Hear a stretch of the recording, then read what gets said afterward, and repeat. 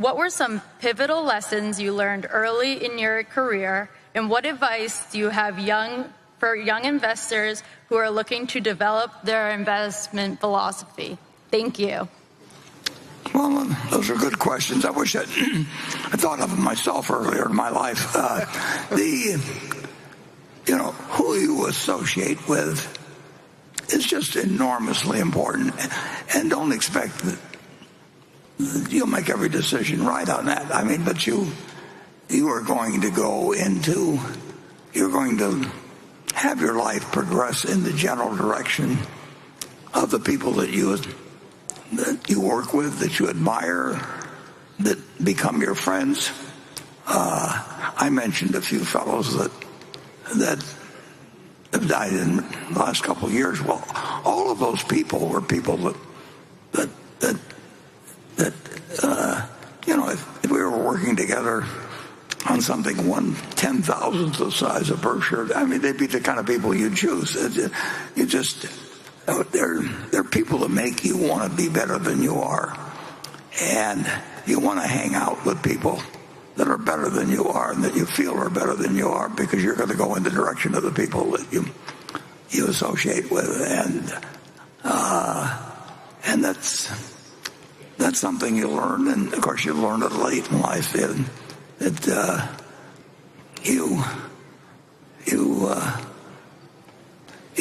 It's hard to really appreciate how important some of those factors are until you get much older. But when you've got people around you like Tom Murphy and just name them, Sandy Gottesman, Walter Scott, you're just going to live a better life than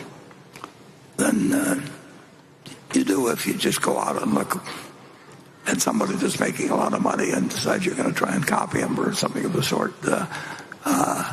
So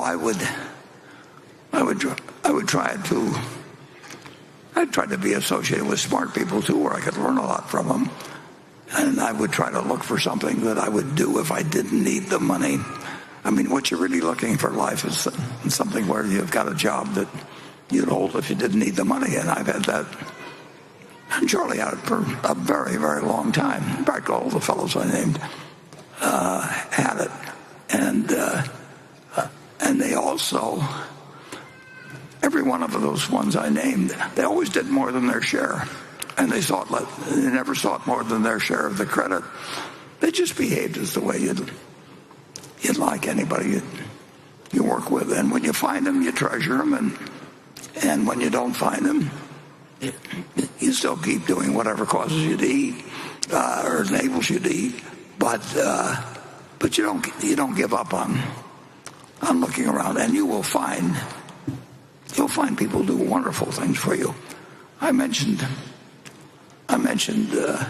earlier going down to Geico and knocking on the door when the door was locked. I mean, who knows what was behind that door? Like, went in, but in 10 minutes I found that I had a man that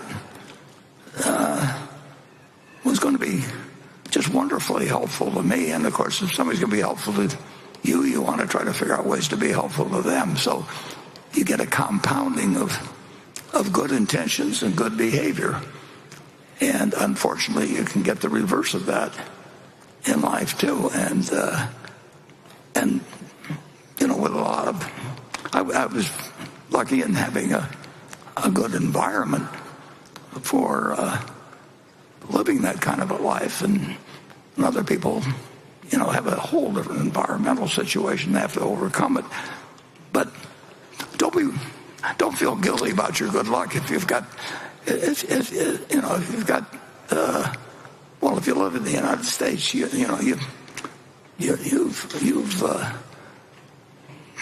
there are 8 billion people in the world, and there's 330 million in the United States. You've already won the game to a great degree, and then just keep making the most of it. But you don't want to associate with people or enterprises that ask you to do something or tell you to do something shouldn't be doing. And